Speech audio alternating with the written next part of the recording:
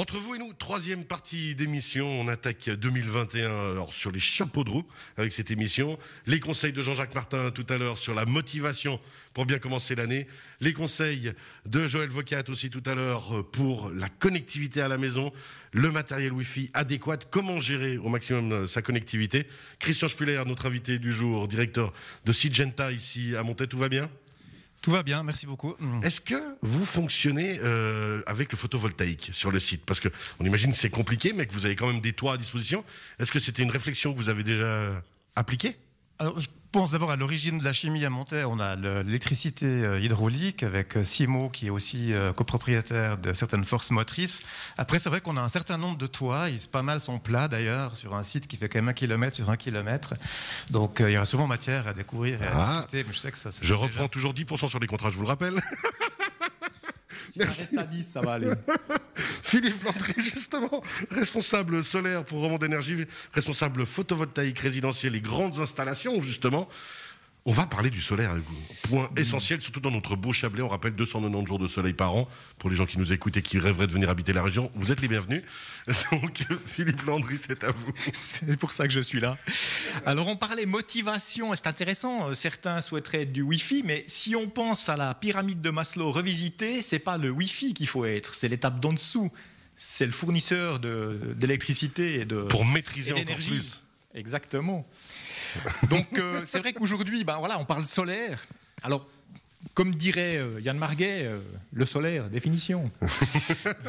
On met une petite musique derrière. On pourrait.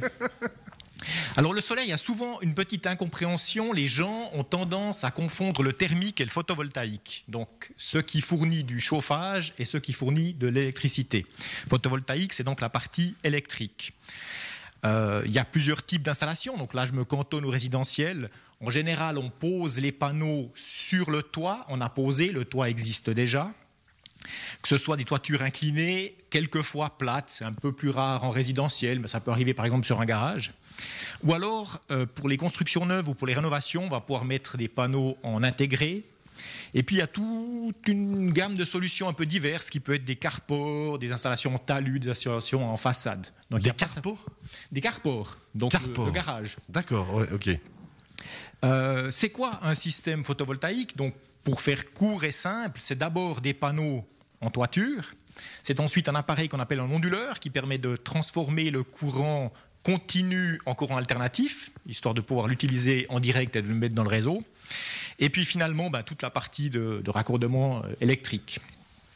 Donc voilà en 2 mots ce qu'on va qualifier de photovoltaïque. Alors justement, le photovoltaïque, le solaire, il y a toute une réflexion à mener quand on veut installer, justement, vous le disiez, par rapport déjà à la forme du bâtiment qu'on a à disposition, puis ensuite à l'exposition. Tout à fait. Académiquement, on dit en Suisse, la meilleure position pour des panneaux, c'est plein sud et à 35 degrés de pente. Ok. Après ça, on compose avec le toit qu'on a. On est rarement tous plein sud. Ça reste quand même en Suisse de bonnes expositions générales. On va évidemment éviter le nord, mais pour le reste, il y a peu de situations où ça s'y prête pas. Puis pour que ce soit intéressant, il faut pouvoir offrir combien de temps d'exposition, on va dire, par jour pour que ça soit rentable financièrement ou même juste au niveau fourniture? Alors on calcule pas la journée parce que on connaît, nous on a 4 saisons ici, hein, on n'est pas dans des pays du sud. Vous avez un accent neuchâtelois, bien sûr, vous êtes moins habitué au soleil, mais nous ici dans le Chablais. Non, mais dans le Chablais c'est une chose, mais en Vallée centrale, je dirais qu'effectivement on arrive à des expositions à Sierre, j'en parle même pas, c'est juste absolument fantastique. Mais où qu'on soit en Suisse, on a suffisamment de soleil, il y a aucun problème avec ça. Donc on peut fournir. Et puis alors, moi ce que j'avais découvert, c'est que on peut produire pour soi, mais que suivant l'exposition et autres, on peut même redonner encore de l'électricité dans le réseau ? Bien entendu. Alors toute l'électricité qu'on produit, bien entendu, on essaye de la consommer en local le plus possible, c'est tout l'intérêt. Mais voilà, les choses sont ce qu'elles sont. On ne va pas pouvoir produire la nuit, on produit moins l'hiver, à des moments où effectivement on a besoin de consommer un petit peu plus. Donc ce qu'on peut consommer directement, on le fait. Le reste est automatiquement réinjecté dans le réseau et on est rétribué pour ça. Ça c'est intéressant aussi justement. Alors, quelles sont les bonnes questions à se poser si on veut installer des panneaux solaires ? Alors il faut une approche de conseil et de conseil global. Je dirais, mon conseil, c'est de réfléchir par rapport à l'énergie de sa maison. Et quel est son système de chauffage? Quels sont les projets futurs? Est-ce qu'on pense à installer de gros consommateurs, un jacuzzi, une voiture électrique? Très bonne idée, le jacuzzi, oui. Le jacuzzi, même si écologiquement je déconseille, mais bon, on peut comprendre qu'il y a besoin de plaisir pour la motivation. Donc voilà, il faut vraiment une approche globale. Est-ce que par exemple votre système de chauffage, vous devez le changer? Est-ce que vous êtes à l'électrique puis vous allez être obligé de le changer? Il y a différentes législations qui sont en train de se mettre en place pour ça.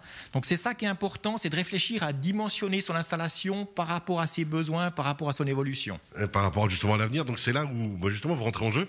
On va pouvoir vous poser des questions, puis vous aussi, vous allez poser les bonnes questions pour cibler tout ça. Tout à fait, c'est vraiment, on accompagne le client dans sa réflexion. L'énergie, c'est quelque chose de compliqué parce que tout le monde sait ce que c'est qu'un litre de lait, ce que ça représente et combien ça coûte. Personne ne sait ce que c'est qu'un kilowattheure. C'est vrai que visuellement, comme ça, là, tout de suite, non.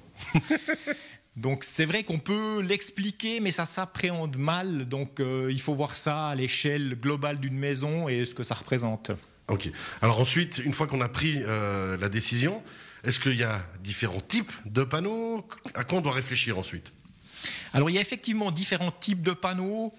En résidentiel, on va se contenter de panneaux relativement petits. Quand je dis petit, on parle quand même de quelque chose d'1 mètre sur 1,60 m, donc c'est déjà relativement imposant.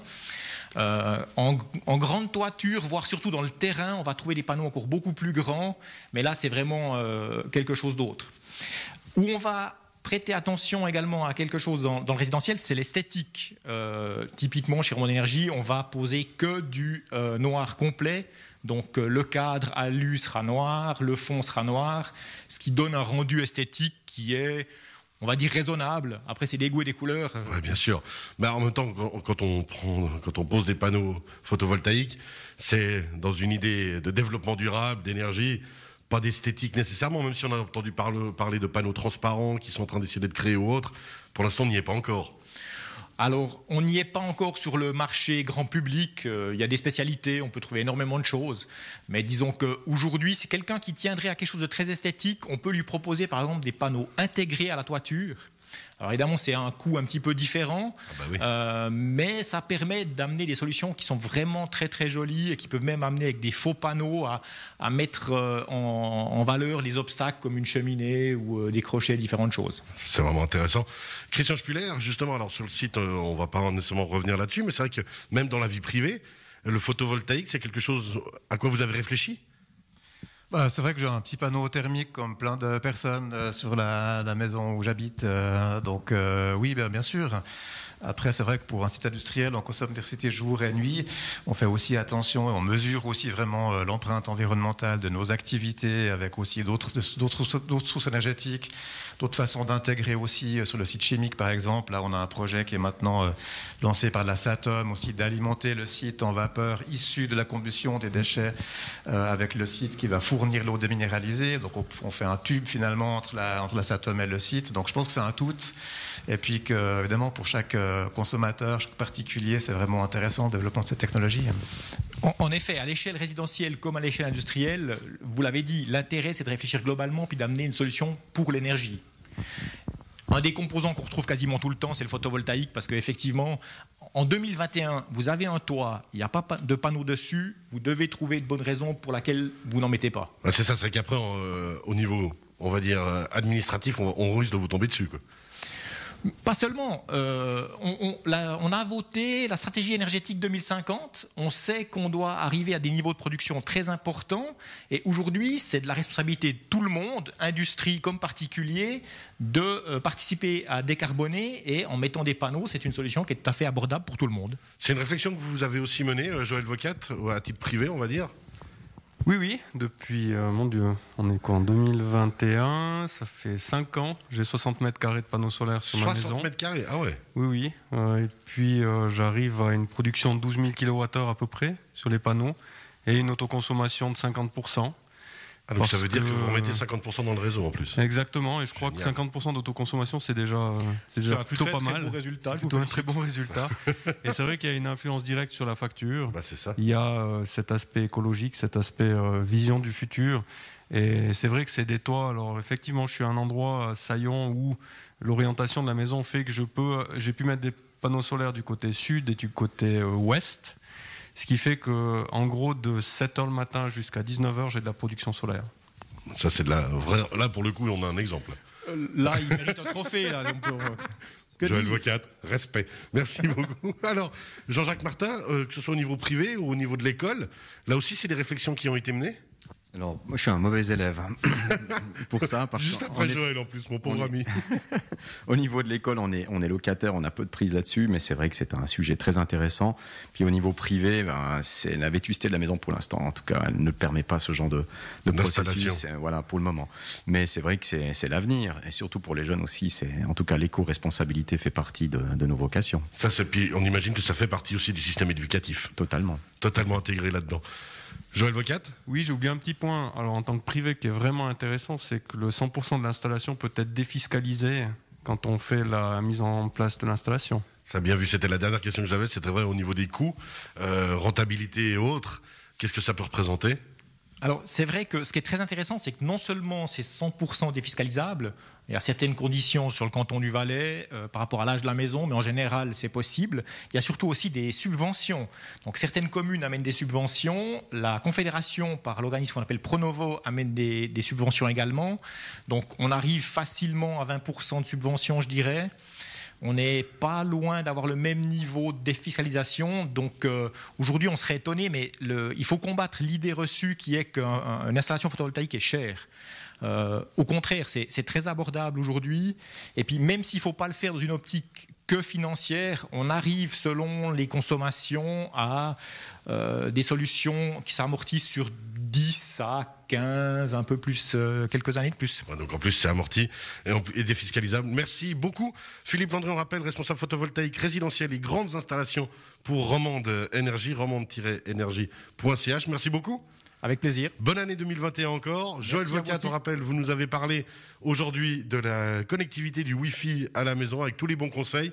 Merci beaucoup. Merci, avec plaisir. CEIC-Télédis.ch. La motivation était là, comme toujours, avec vous, Jean-Jacques Martin de l'école Némésis, école-némésis.ch. Merci. Merci à vous. Bon début d'année et Christian Spuller, merci à vous d'avoir été avec nous aujourd'hui. On rappelle, vous êtes le directeur de Syngenta ici à Montel. L'émission vous a plu?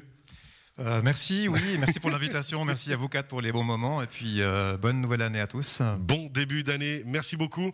On se retrouve la semaine prochaine à 11h, même chaîne, même heure.